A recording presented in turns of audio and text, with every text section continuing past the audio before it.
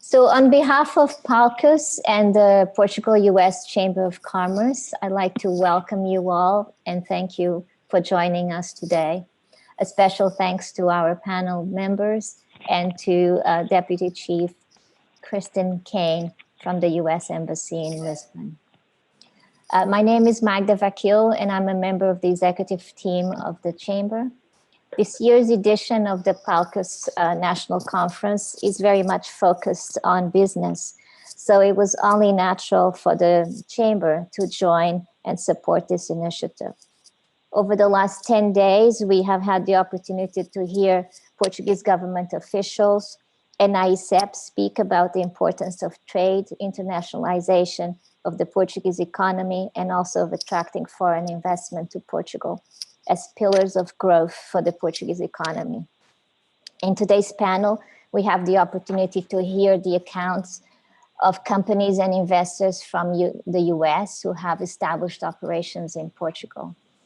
To open our discussion today, we are honored to have with us keynote speaker, Ms. Kristin Kane, Deputy Chief of Mission at the US Embassy in Lisbon. Ms. Kane is a senior officer with the US Foreign Service. Before Lisbon, she oversaw political affairs in the US Embassy in Brazil. And while stationed in Paris, she was in charge of public affairs in Africa. She has had extensive experience working in sub-Saharan Africa, including in Portuguese-speaking countries. So please welcome Ms. Kane. Thank you so much, Magda, and a warm bon dia for all of you in the United States. Boa tarde for those following from Portugal. Thank you to the Chamber of Commerce for being part of this, and a special greeting to PUSCC. I arrived just about a year ago as the Deputy Chief of Mission at the US Embassy here, and I've been following PUSCC online since then, but this is my first chance to really be part of one of their events, and I'm very happy to represent the US Embassy and our US Ambassador today. Of course, we're supposed to all be together in person. This is normally a biannual national conference that meets in person, but so glad that the technology gives us the capability to at least connect virtually. And I do want to wish everybody online good health and safety for yourselves and all of your family, and trust that all of you are well. We're here to talk about strong ties between our two countries and our two peoples through investment. But I want to spend just a couple minutes talking about the strong ties, which is at the crux of what we do at the embassy. Of course, our relationship with Portugal goes back to the founding of the United States, Portugal being one of the first countries to recognize us as an independent nation. This year, we celebrated 225 years of the oldest continually operating US consulate in the world, which is located out on the Azores. And just as an example, this week, despite the pandemic and challenges to travel and everything else, we have not one, but two high-level delegations visiting Portugal. This morning, we said goodbye to our Assistant Secretary for Educational and Cultural Affairs. She's the person who oversees the prestigious Fulbright Scholarship. She sends jazz ambassadors and sports envoys around the world to represent American culture. And she also oversees the International Visitor Leadership Program. It's a program in which 30% of the world's leaders, 30% have participated, including Portugal's Antonio Guterres, the Secretary General of the United Nations. And as we sent her off, we are now this afternoon welcoming a delegation from the White House, the NSC's Energy Directorate, to talk about energy security in Europe. So this is just one example. In the year I've been here, we've had the US Secretary of State, the Secretary of Energy, we've had the head of the Drug Enforcement Administration and FCC. So just a range of topics and interests between our two countries. And truly, Portugal is on the map of the United States government.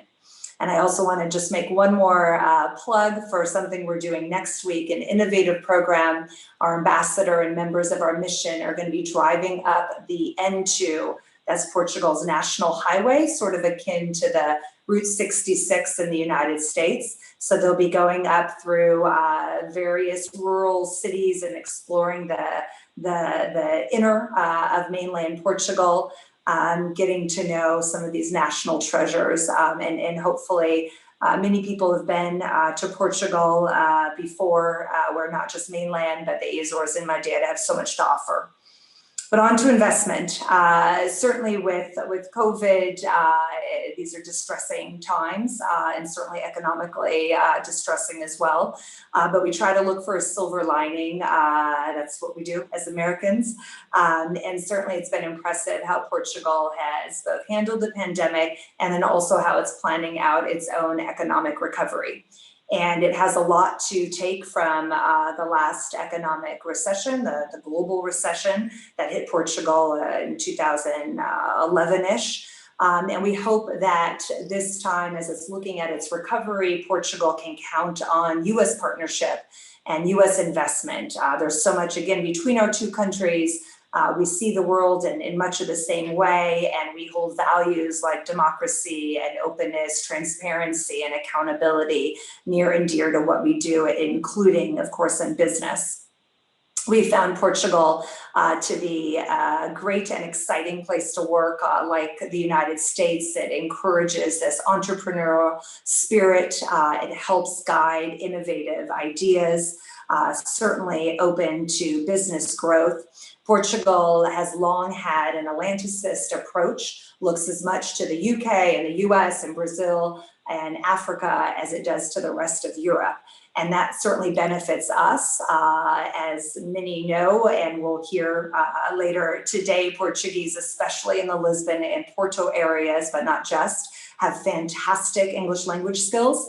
As Magda mentioned, I've lived in France a couple different times, spent a lot of time in Europe and of course other countries around the world. And it's pretty phenomenal, the excellent English that Portuguese have, making investment in business so comfortable to do here.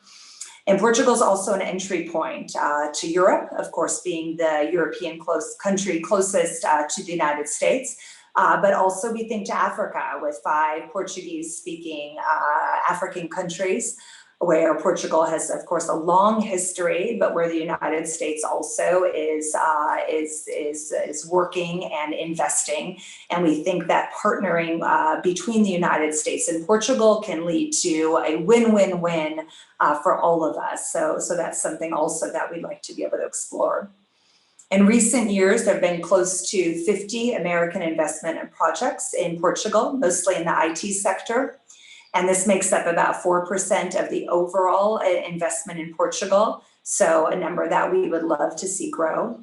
And looking at where we are in the world today with the COVID pandemic and all the focus on global supply chains, including what Portuguese leaders themselves have said about not being overly dependent on these supply chains, we think there's a lot of area and opening for US investors. The United States continues to be the leading supporter and the leading financer of Portuguese startup ecosystems, fueling innovation and job growth. Again, job growth is something that we're all focused on right now.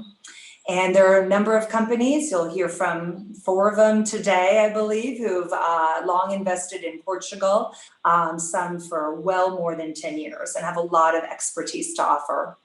I don't want to take up too much more time before we get to that panel discussion, but I do just want to mention that part of this investment is a two-way relationship, and we very much want to work to help also Portuguese investment in the United States.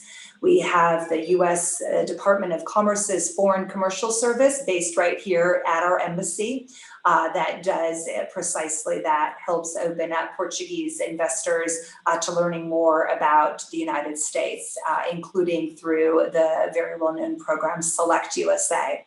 And our commercial counselor is one of the people online. So he's one of these video screens and maybe you'll be able to identify him. His name is Rafael Patino. And you can certainly, anybody online throughout the session, if you want to be in touch with the U.S. Embassy, could either look for him and send him a message on chat. But we also have an email address if people want to reach us that way. It's office.lisbon@trade.gov. So again, office.lisbon@trade.gov. And again, we welcome very much Portuguese investment in the US. We've seen an incredible amount of success in recent years.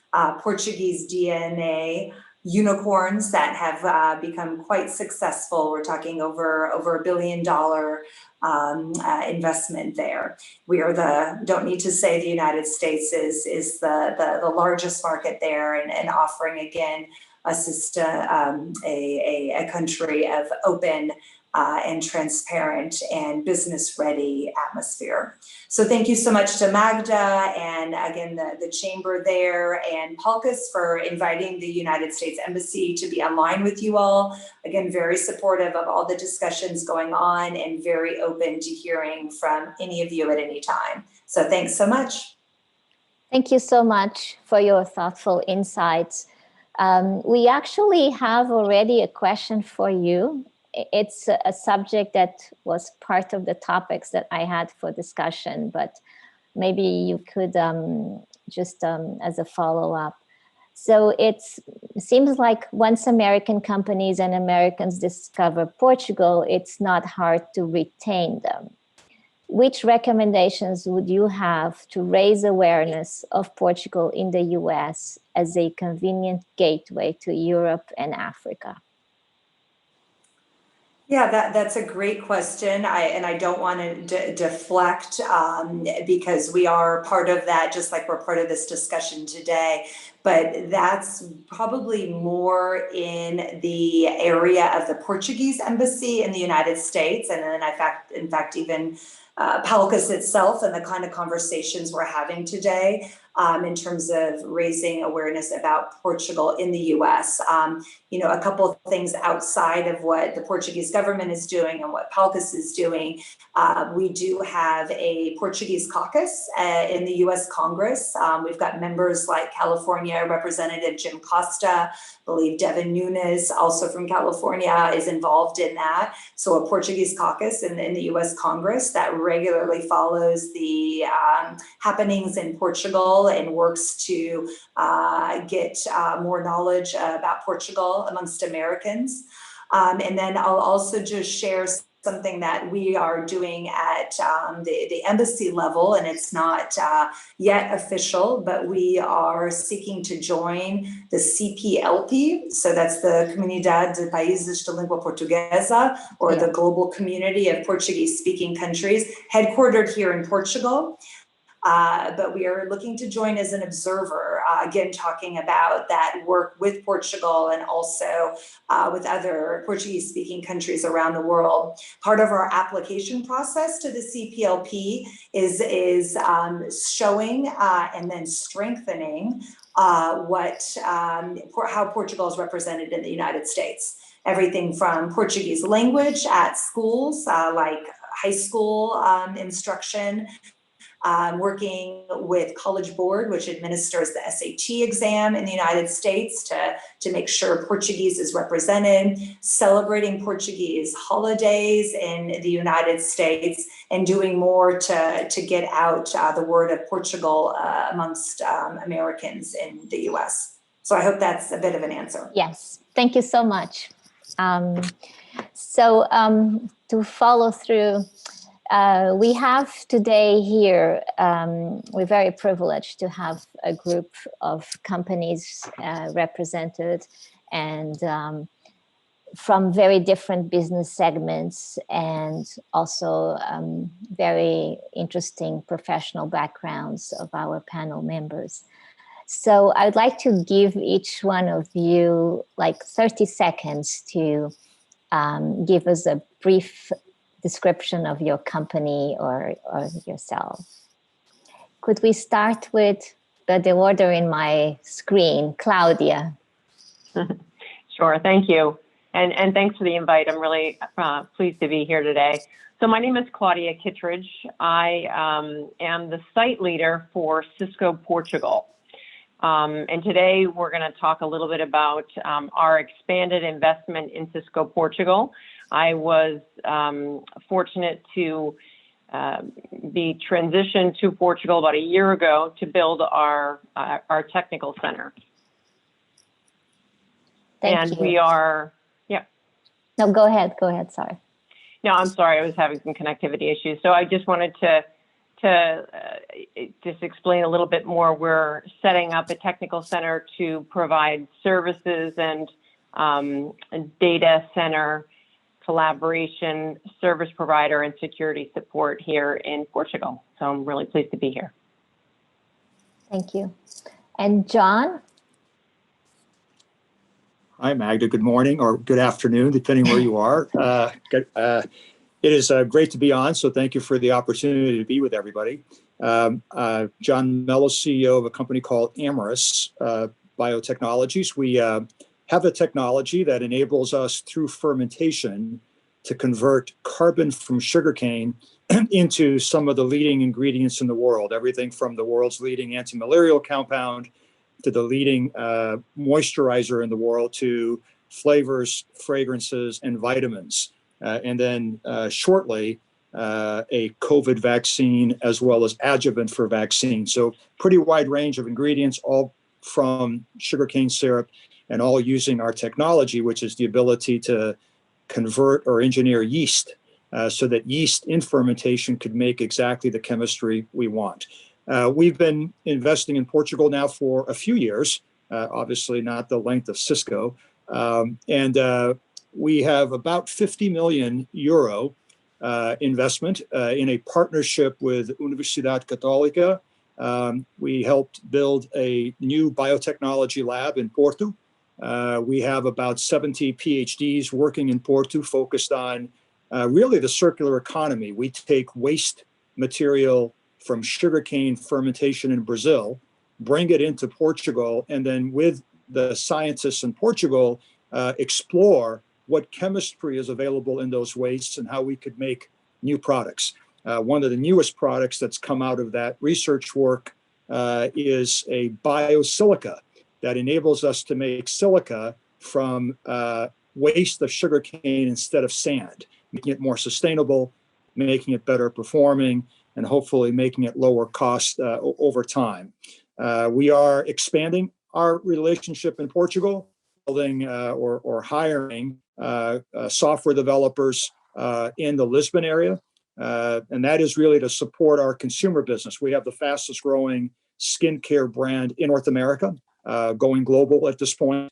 And it is a strong direct-to-consumer business, meaning we need better user interfaces on the web for consumers to engage, and we're developing those interfaces in Portugal for our global business. So we're very excited to be in Portugal. I'm originally from the Azores, immigrated to Portugal or to the US a long time ago, and it's actually with great pride that I have in being able to create amazing opportunities for PhDs that have left Portugal to come back to Portugal to do great research and really help Portugal establish itself as an amazing biotech hub, enabling the circular economy. So excited to be there, excited to be here on this panel with all these other great thought leaders, and appreciate the opportunity.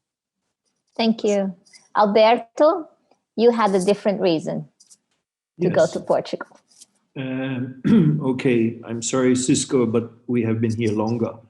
The first documentation of my farm, of my winery, Herdade Coelheiros, has been documented in 1467 before the US or Brazil or anything else was discovered. So it's documented. I moved and bought the winery in 2015, and I'm on the board of Pepsi. I'm also an advisor to the government of Singapore's Sovereign Wealth Fund. Before that, I was the chairman and CEO of Bunge, a global food and agribusiness based in White Plains. 30 seconds. Thank you. Rui, you have a slightly different story to tell us, right? I'm not working on the winery. It's a pity because I would love it. I'm a great tester, so you can use me. So my name is Rui Paiva. I was a founder of a company which name was Wido Technologies. So back in 2012, we acquired a company in Washington, DC, another technology company. And last year, we were acquired then by American fund from Boston. And now, so I moved from being the CEO of the company, now I'm the co-CEO of, let's say, of the company, and now owned by an American fund. So we started as a Portuguese, we acquired a company in US, then we were acquired by a US fund. So I'm on that process right now. So we are a technology company. We create software for telco companies. We have customers in, I will say, in around 200 countries, and we have kind of say 1,000 telcos as customers. So that's it. Thank you. Thank you very much. So Claudia, would you tell us a little bit about what prompted Cisco's decision to expand operations in Portugal? Being a global company, you could choose anywhere to be. So if you could just give us an insight into that. Sure. So, and again, Cisco's been here since 2005. So we actually have a long history of having worked in the local market, as well as establishing a shared services center out of Portugal for all of what is Europe, Middle East, Africa, and Russia. So this center also serves that same region. I know part of the question was Africa, and we do service Africa out of this center. So this is the third of our technical centers here in Europe. This is a complement to our center in Krakow and Brussels. And when we looked at establishing a third site, there was some key things that we're looking at. One of them, the primary, was talent. And that was one of the reasons why we came to Portugal. So talent clearly was the number one driver. And when I talk about talent, I'm talking about the technical skills, obviously, the availability of both professional and early and grade technical skills. We talk about multilingual. So we talked a little bit about that, the ability to speak several different languages, and you find that in abundance here in Portugal, as well as the soft skills. And that was a big differentiator when we started looking at Portugal. We found that there's a lot of very good customer service, customer interaction skills here in Portugal. And as we start pivoting to a software-based model and customer success and customer experience, we're working with our customers throughout their life cycle, not just break fix, but throughout their sort of life cycle, making sure they're realizing the value of their services. And so much of what we're focused on is that early engagement with the customer, the adoption of the services, and then remediation. And we need a different set of skills to do that. So here in Portugal, we're building on what had been our shared services center. So when I arrived, we were maybe about 350 people. We're about 600 now.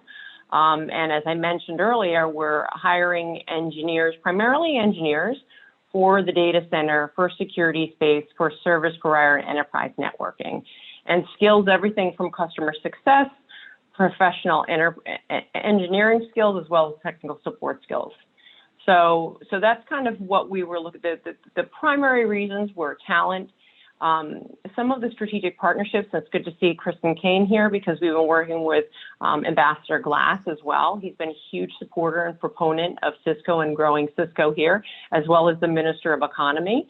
So great relationships there, and that's really helped, as well as some of the government incentives. And we talked a little bit about that, the tax exemptions for repatriating Portuguese nationals, as well as certain professional profiles. And the last reason was strategic location, because as I mentioned, we're in Brussels as well as Krakow. And so as we started looking at business continuity across Europe, it made a lot of sense to set up here in Portugal. We can also, by the way, take care of Latin America. So we do some service into Latin America. So lots of great reasons why Portugal made sense. Thank you. So it's been mentioned here repeatedly, talent and the talent pool in Portugal. And one thing is hiring talent. Another thing is retaining that talent and developing that talent. in the US, there's a culture of talent management. Is that culture and method easily transferable to Portugal? Does it work the same way? Any thoughts, John?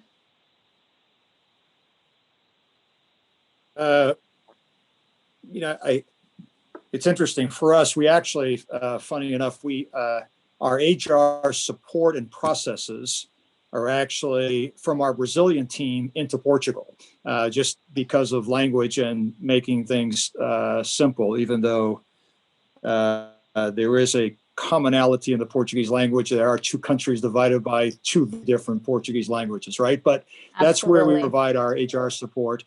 I think from a talent management perspective, a lot of the same practices work, especially California to Portugal. I think of both places as centers of innovation. And when you look at innovation discovery and a lot of the talent that we've been bringing in to Portugal, it's really incentivized and motivated in the same way. And if I go back to your core question about why Portugal, I mean, talent is number one, quality of life number two, and value for money number three. And you got to think about it as we get about 3 times the value for every dollar we invest in Portugal versus that same dollar invested in California. And we do it in a way where the people we're recruiting and the work that they're doing is actually much better in Portugal because of the quality of life for the scientist, for the engineer, for the technician. And I think that a combination of value and quality of life has enabled us to attract talent from all over Europe. And we expect to continue that. We now have about 90 folks working for Amorous Portugal in a combination of Porto and Lisbon. And I would say over the next couple of years, it would be double that easily. And I see that all being, or at least mostly being, if I think about the 90 folks we have now, 90% of those folks were not in Portugal when we recruited them. They were somewhere else, Europe, as far as India, and some in Brazil, that we've been able to actually bring into Portugal because of the quality of life and the value for money that's provided there. So, back to your question, yes, the practices work. It is different. And I think the key is that it is better. And I would, make the decision all over again, just based on the results we've achieved in a short time, working with the talent that we have in Portugal today. Alberto, you are involved in a completely different sector of business, so agriculture.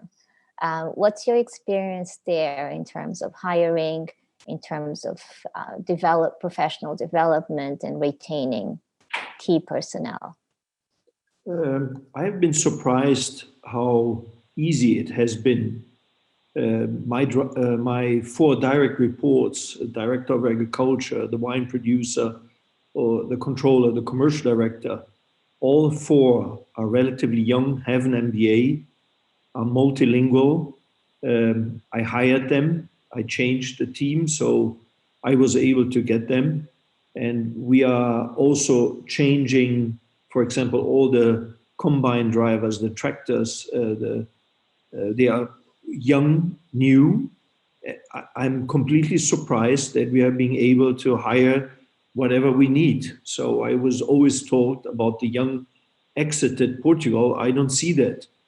And I feel quite good about it. And many of them, obviously, it's interesting because they have lived also in other countries, especially France and Switzerland.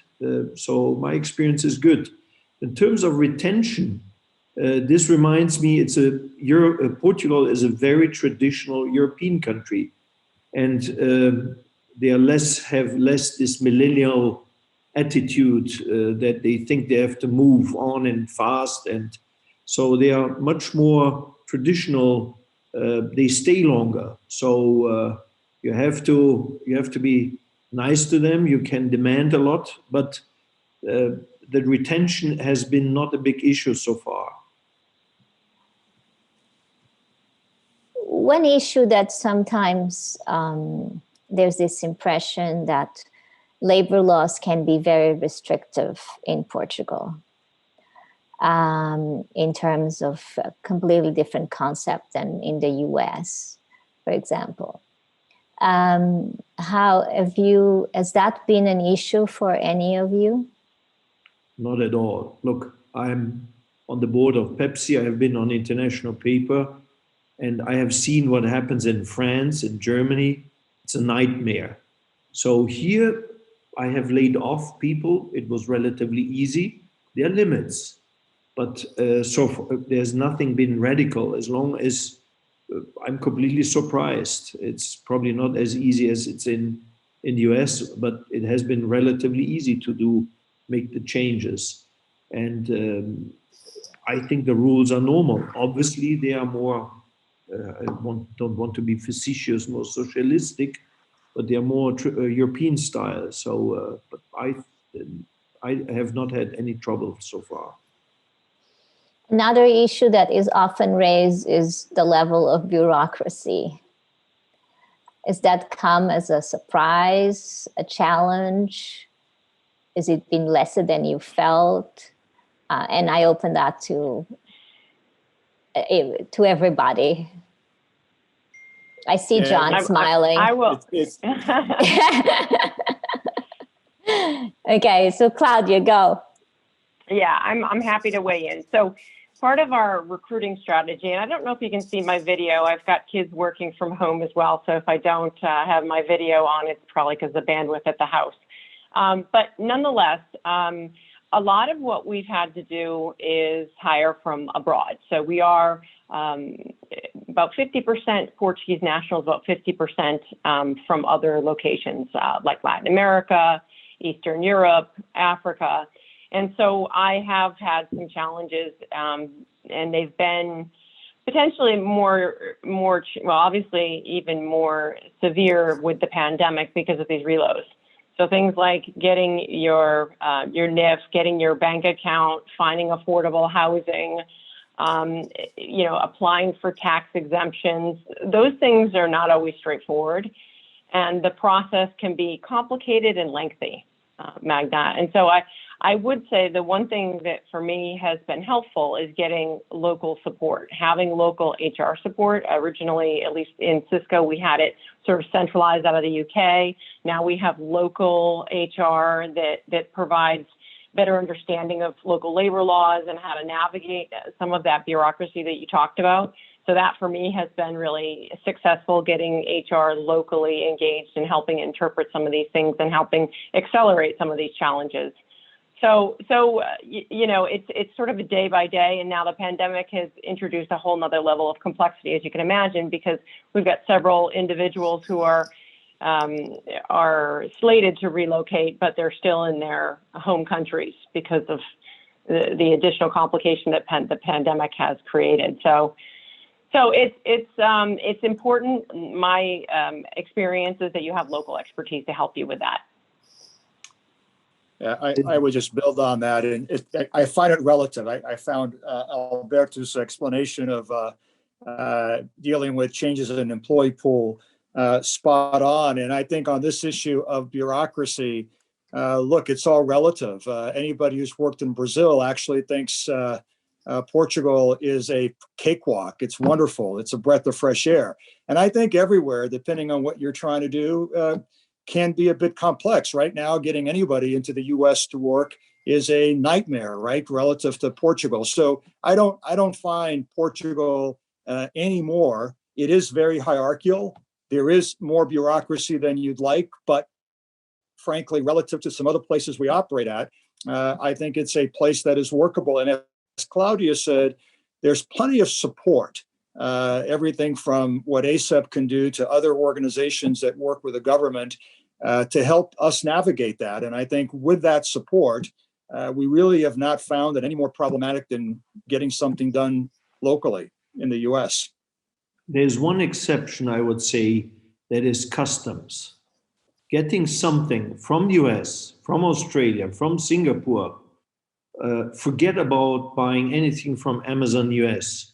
So inside Europe, it's easy. I gave up on getting anything from the kind of questions we get, the kind of things you have to do to get things out of customs, I said, please don't send anything. So Yeah. that's the only one where I say black, very black. That's not just Portugal. That's the European Union. Is it? It is. It is.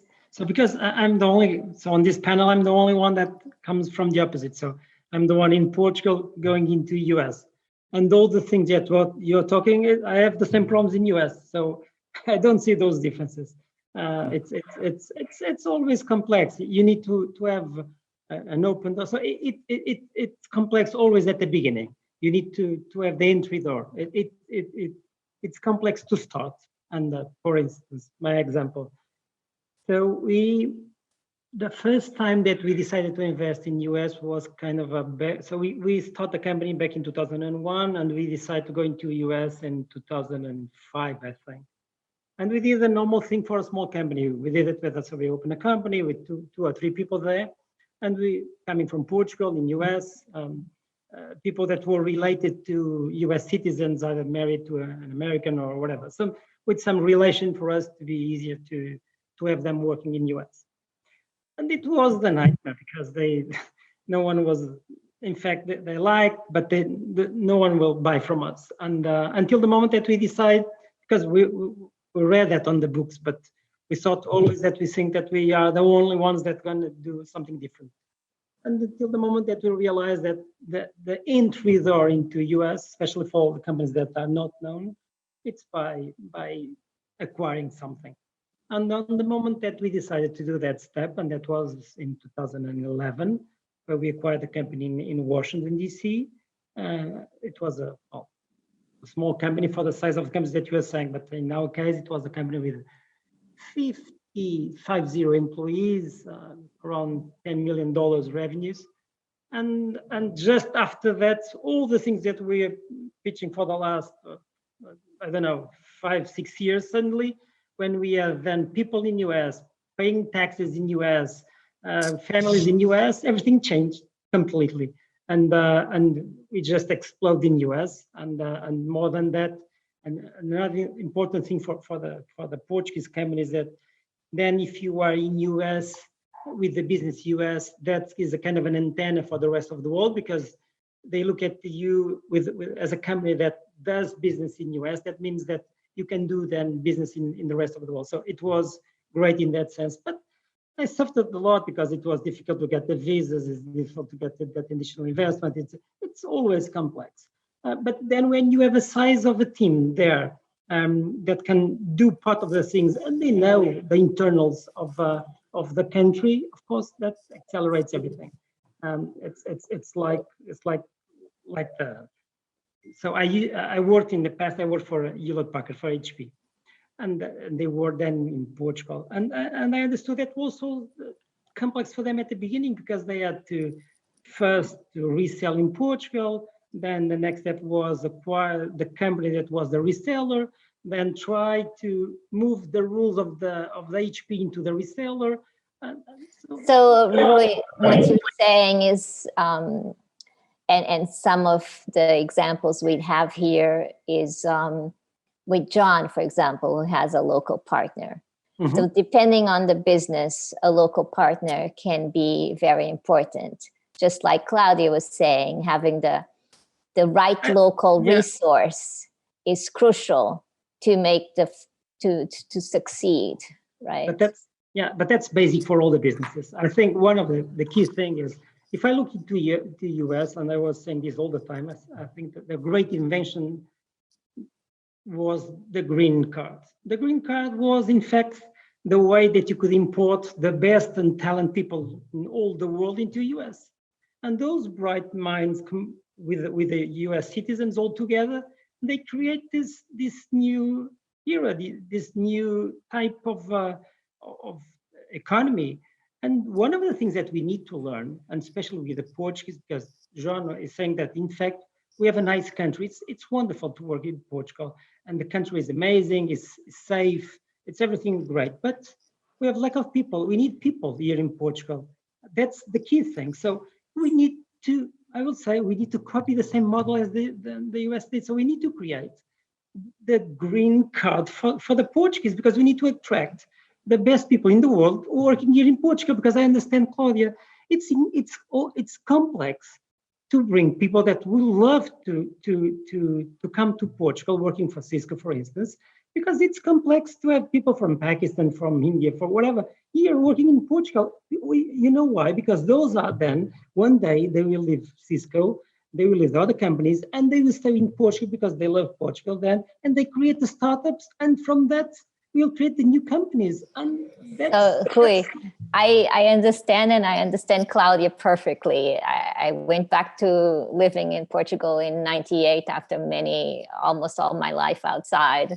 And personally, every time I needed some official document and went someplace to get it, I was even asked, didn't I have somebody who could do that for me?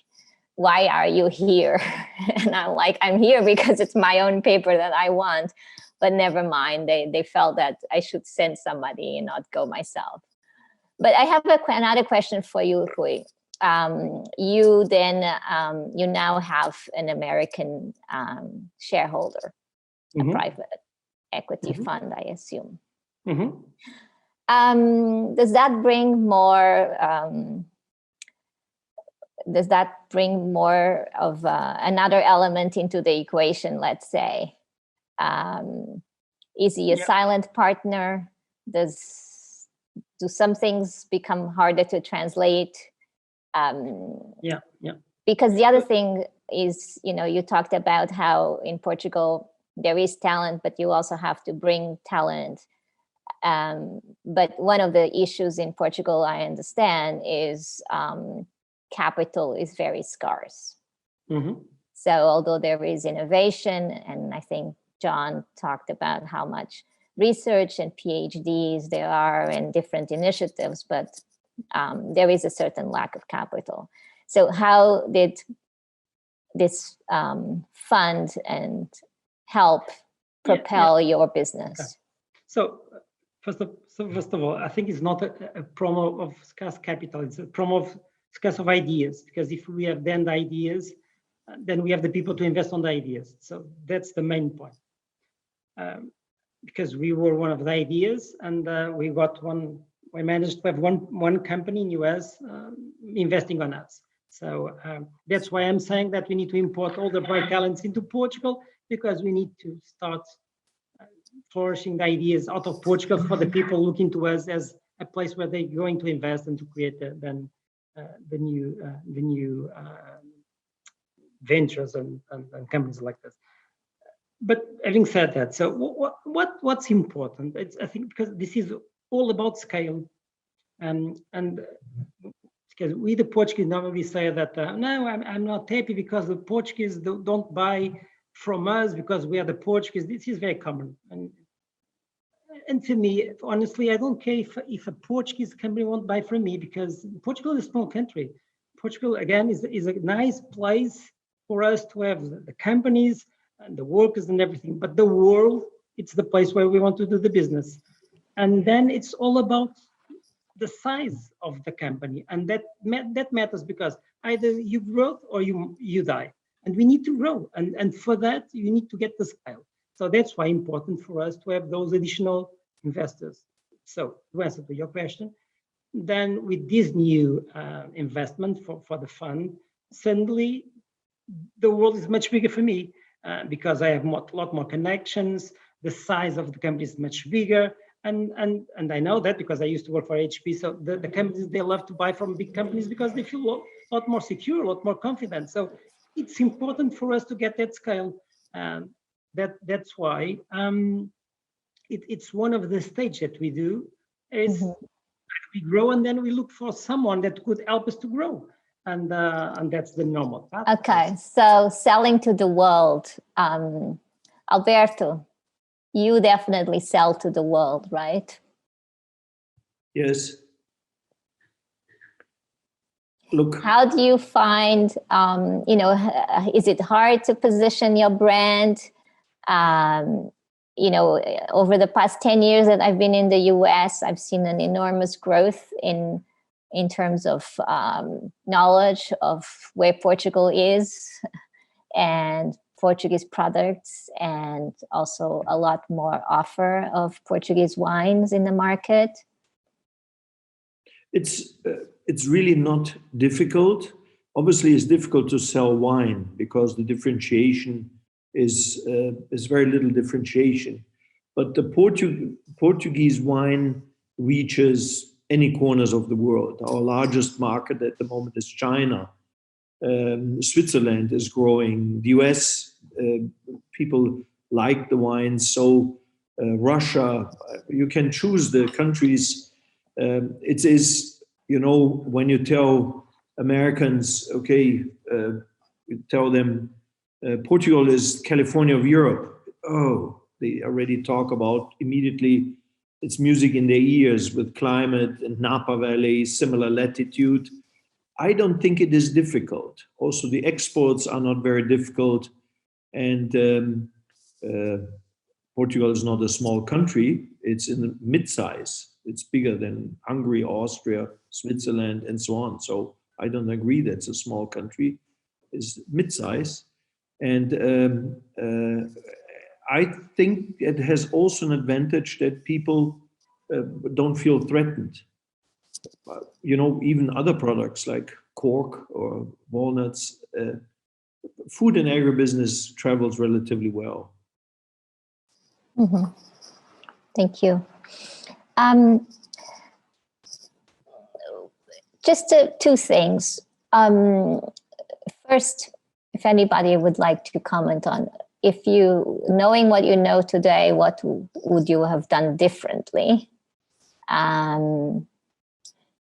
I don't know who would like to take the lead on that. Let me start, because dealing with commodities, I had to deal with Ukraine and Argentina.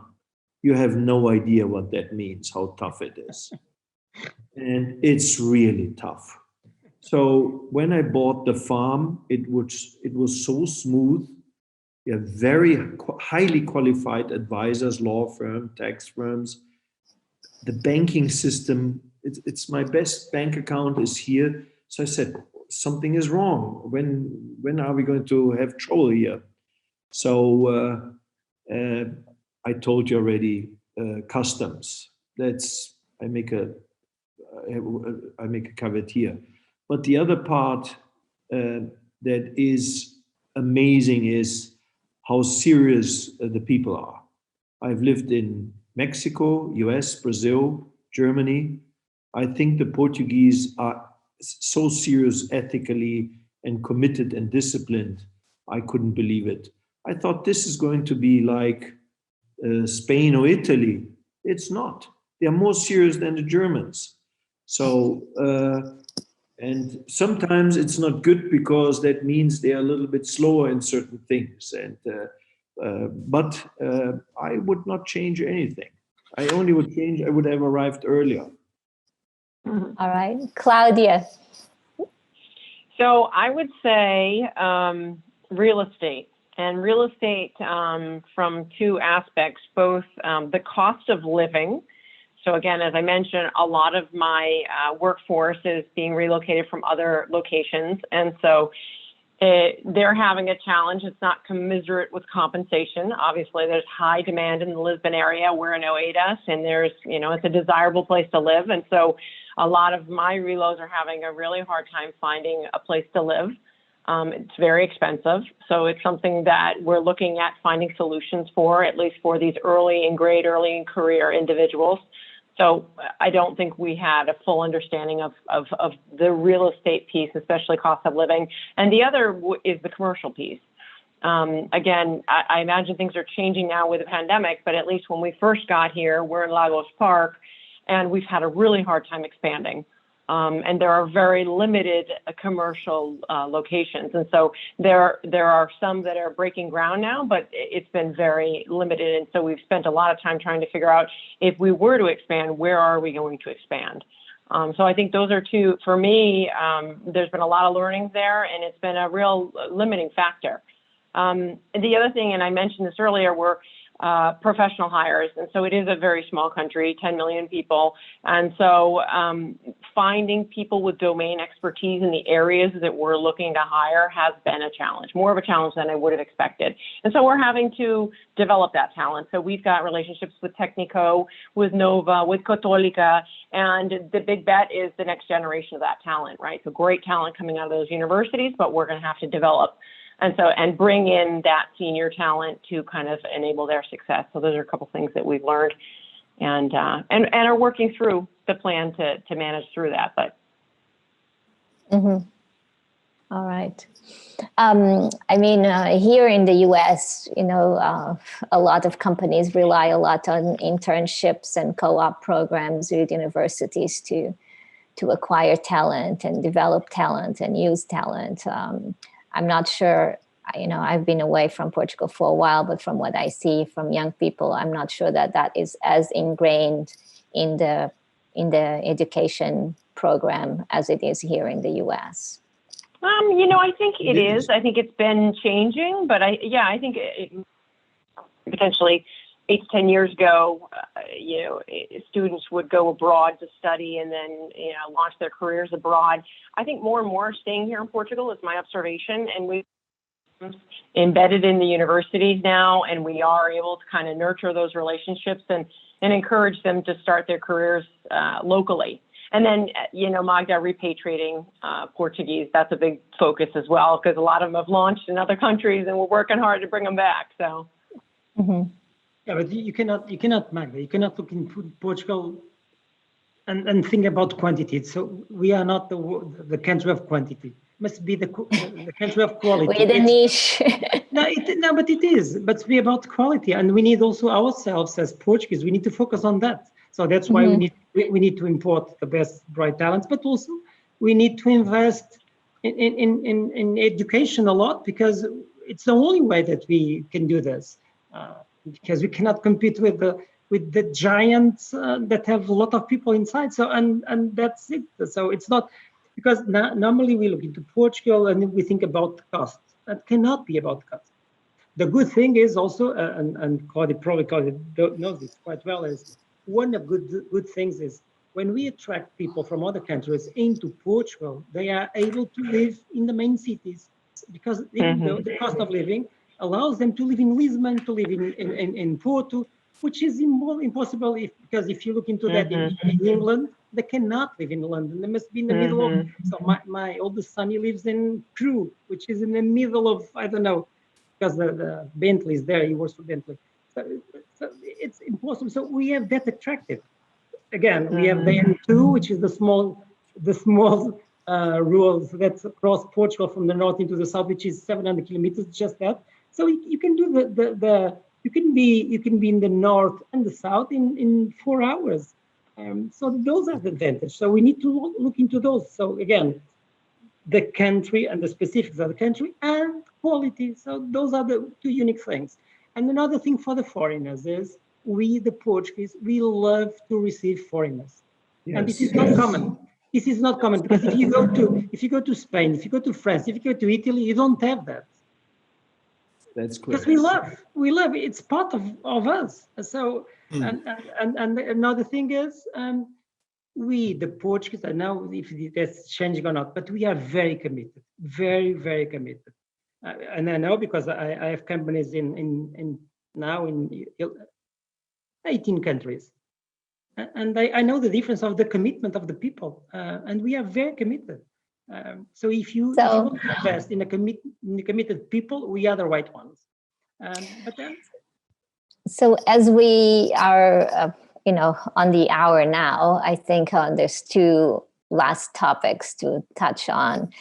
And one is, going back to the Portuguese government's program to incentivize growth through internationalization and through bringing in investment, foreign investment, and investment from the diaspora.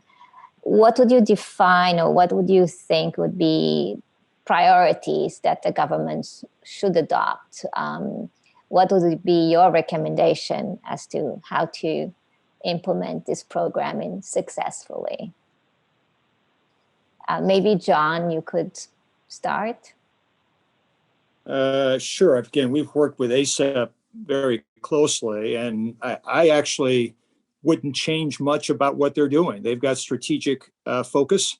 They're connected very much in looking at European Union funding, and they're very focused on how they build strong technology pillars and innovation pillars in Portugal, supported by a combination of EU investment as well as the companies coming into Portugal. So I actually, and again, I've looked at the frameworks throughout the world, including Singapore and other places. I think the Portuguese framework for attracting its focus on investment and its strategic interest in what it wants to keep in Portugal and how it wants to build that over time is actually quite good and quite competitive relative to some of the best centers across the world. So I don't really have a lot to add. And I think to Alberto's point, my only regret is not being in Portugal with an investment earlier.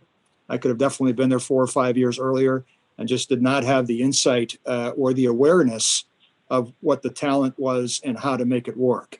And I think for Claudia, my only last comment would be, remember there's a second half called Porto, where there is a lot of access, where the costs are lower, and where it's actually we know where you come from.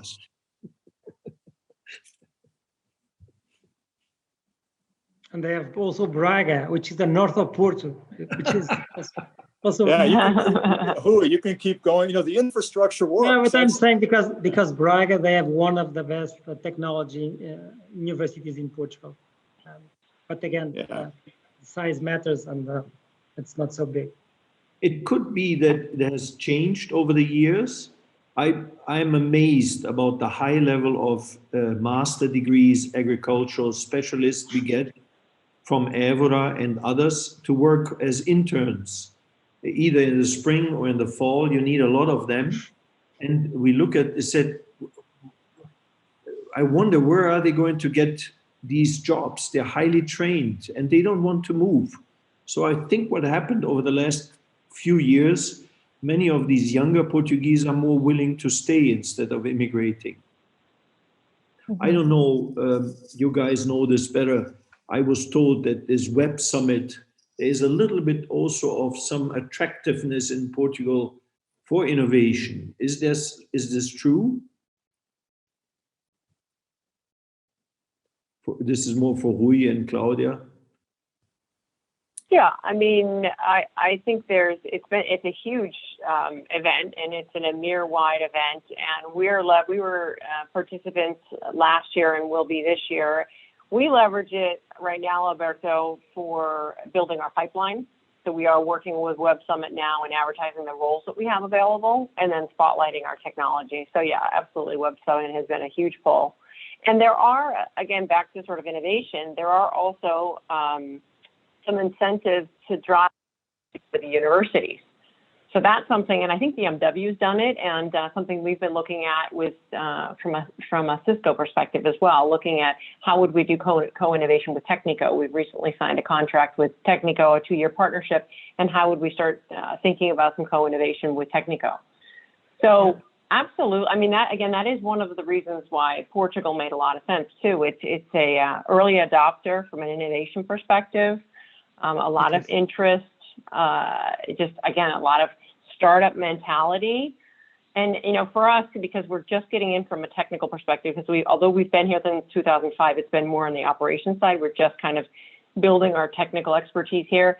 That absolutely represents a tremendous opportunity from a Cisco perspective. And it's definitely one of the reasons why we established our location here in Portugal. But I think those relationships are key, like with Technico, with Nova, with Católica, and figuring out, you know, how do you drive it from the university level.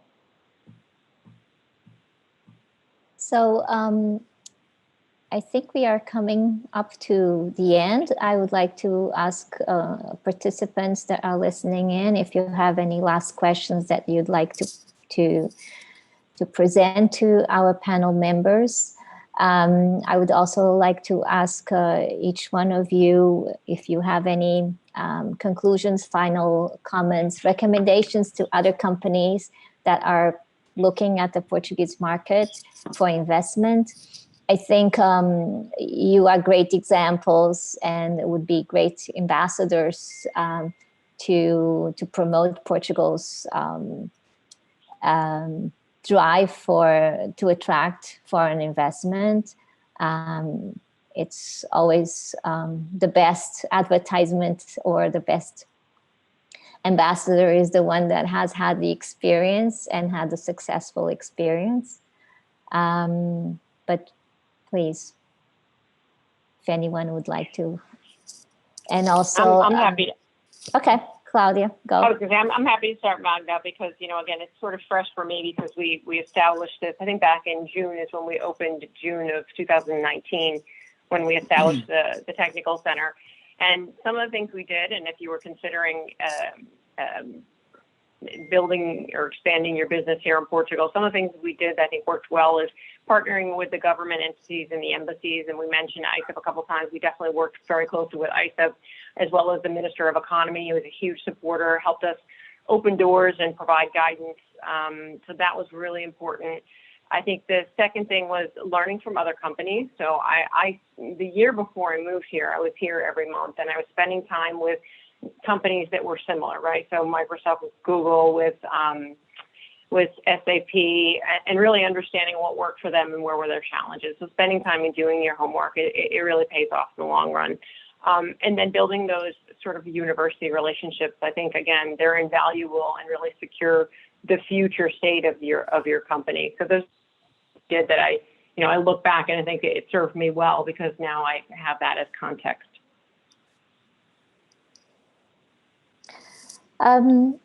Another question has come up for John. Sorry. Now they are sending me messages privately. How do you think Portuguese universities could benefit from interchanges with US universities? I think there are already some programs in place, but not as many. I mean, I have a college student at home, and we've been going through some programs to see if there are programs at Portuguese universities for her to do a semester abroad, and other websites of other universities, and I don't see that many. Do you think there would be benefit from that? I always find it's that collaborations are always positive, but I would caution, right? Because there's an implied message that, because you collaborate or partner with a U.S. university, that means you're going to get better developed or better trained for industry. And I can tell you, having recruited people throughout the world with different universities, especially on the science side, I don't know of a great university that's actually preparing people for industry really well in applying the sciences today. And a lot of that is not to do with the universities. It's just that the science, the technology is changing so rapidly that basically whatever the equipment is and whatever the application is at the university has very little to do with what's actually happening in industry.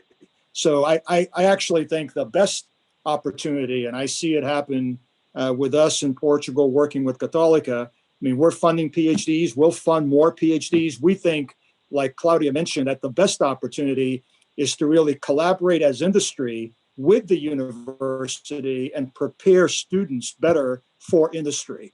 And that happens in collaborations of industry and the academics, not academics to academics. I mean, having one academic prepare the other, and neither are knowing actually what industry needs, doesn't actually help very much. But having industry partner with the universities and prepare talent, I think is the greatest opportunity. And my only last message is, for the audience, remember, 3x the value. Come to Portugal, you get 3x the value for your dollar. I think for individuals, if you want a better quality of life, a great place to do work on leading edge science and technology, and do it with a better cost of living, you ought to move to Portugal. And I think, to Hui's point, we got to figure out how to make that easy, whether it's the green card equivalent, whatever the heck it is. We ought to make it easy for great talent to come to Portugal and let Portugal be the creator for the world, right? So again, thanks everybody, and really appreciate being on, Magda. You're welcome. So another question that has come up, I think also a little bit derived from Claudia's comments on real estate. In terms of office buildings, would you recommend building new structures, offices? Would you try to use existing buildings and renovating to your needs?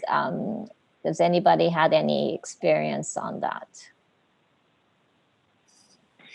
I do have experience, and I think it depends on your business and the need for proximity to whatever, customer, partner, university. So first and foremost, understanding your business needs, because we went back and forth quite a bit on this. Like, do we stay in Lisbon proper?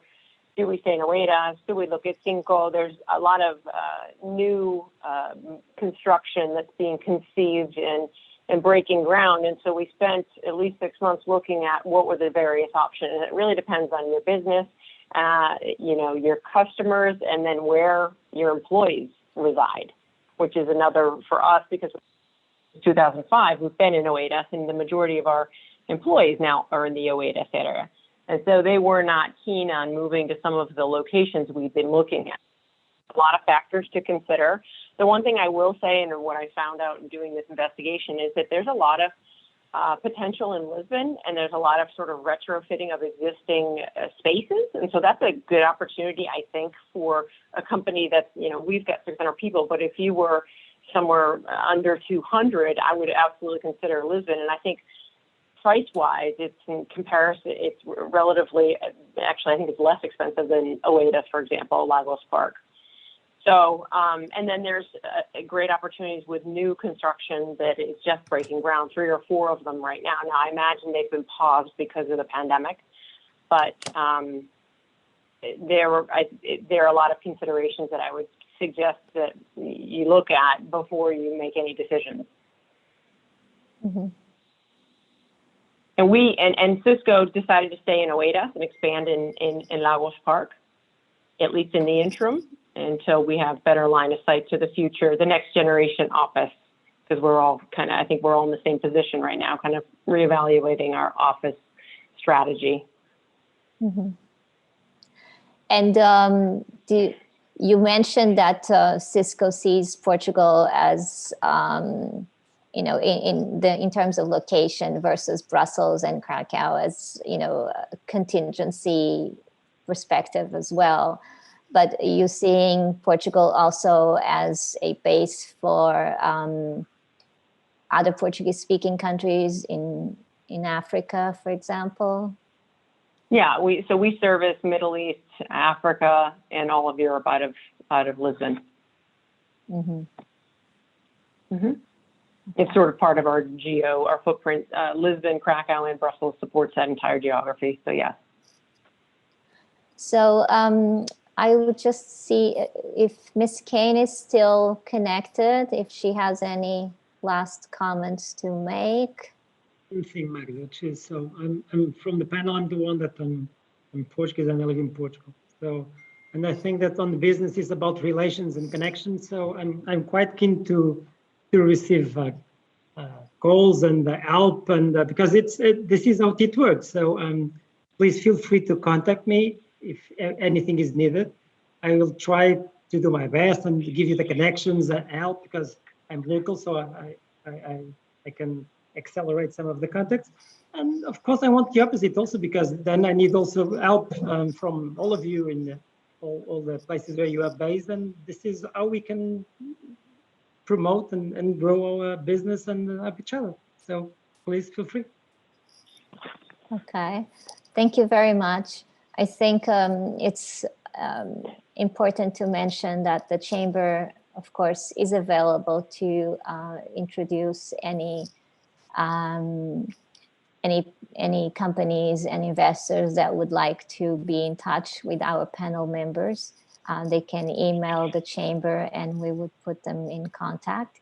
We also have a large network of Chamber members and friends to connect with, and also through Palcos. Bernardo, I don't know if you have any questions that you would like to pose to our panel members. Don't be shy. Sure. Okay. Thank you, Magda. Look, tremendous discussion. So enjoyed very much.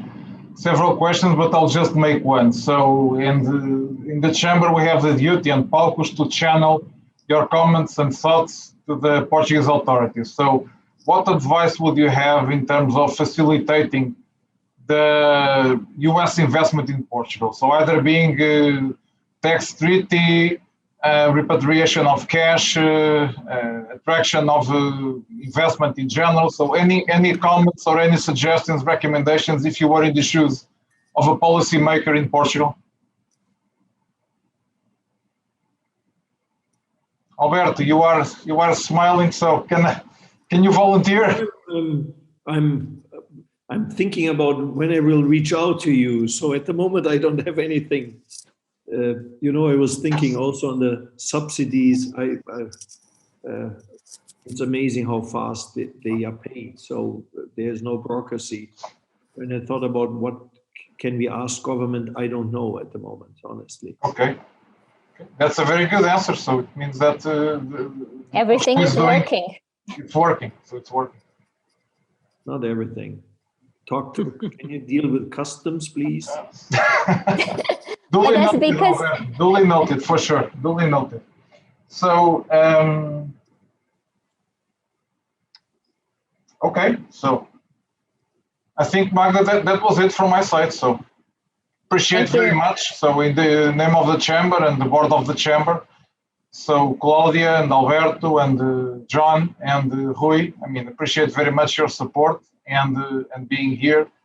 And I'll leave the final comments to Magda. I'm sure she'll address as well Palcos, and it was a pleasure. And I think that it was quite interesting to the audience, so we'll broadcast in social media. And thank you for being available for such an initiative.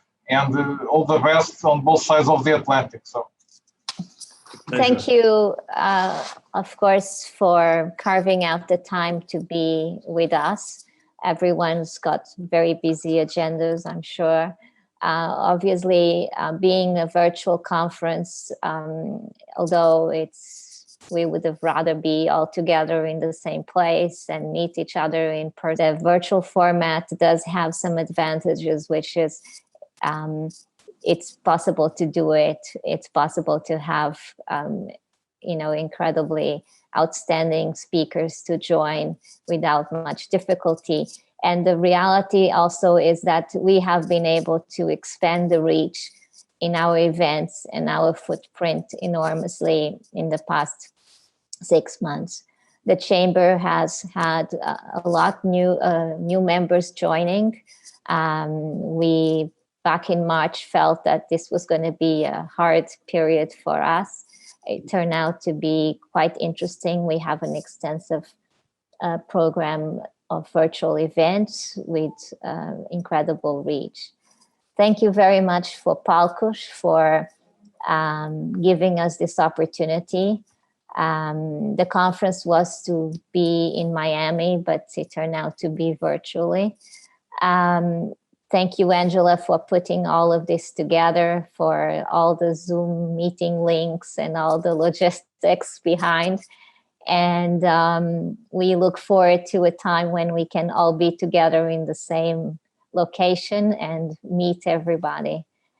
I invite again all participants that are listening and future viewers of the program to get in touch with the chamber, to get in touch with Palcos, so we make the connection and promote Portugal as a place to live, to work, and to invest.